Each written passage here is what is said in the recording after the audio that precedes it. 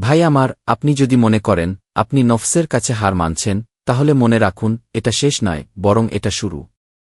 কারণ নফস আপনাকে বারবার টানবে, শয়তান ফিসফিসাবে। কিন্তু আপনি একজন মুসলিম, আপনি হাল ছেড়ে দেওয়ার জন্য আসেননি। দেখুন, আমাদের কাউকেই আল্লাহ পবিত্র করে পাঠাননি। আমরা সবাই পরীক্ষা দিচ্ছি। কেউ পাপের বিরুদ্ধে লড়ছে, কেউ আবার নফসের কাছে হেরে যাচ্ছে। কিন্তু হার মানলে শেষ, আর চেষ্টা করলে শুরু। প্রিয় ভাই, আপনি যদি প্রতিবার পাপ করে ফিরে আসেন তওবা করতে, সেটাই আল্লাহ চান।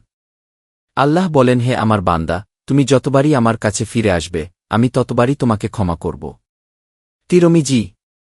যদি আজ আপনি সিদ্ধান্ত নেন নফসের বিরুদ্ধে দাঁড়াবেন, আপনি জিতবেন। কিন্তু মনে রাখুন, একদিনে সব বদলায় না। ছোট ছোট চেষ্টা, আল্লাহর কাছে কান্না এবং বারবার ফিরে আসা, এটাই আসল পথ। ভাই, আপনি পরাজিত নন, আপনি পরীক্ষাধীন। উঠে দাঁড়ান, তওবা করুন, লড়াই চালিয়ে যান। কারণ আল্লাহ কখনো আপনাকে ছেড়ে দেবেন না। ইনশাআল্লাহ।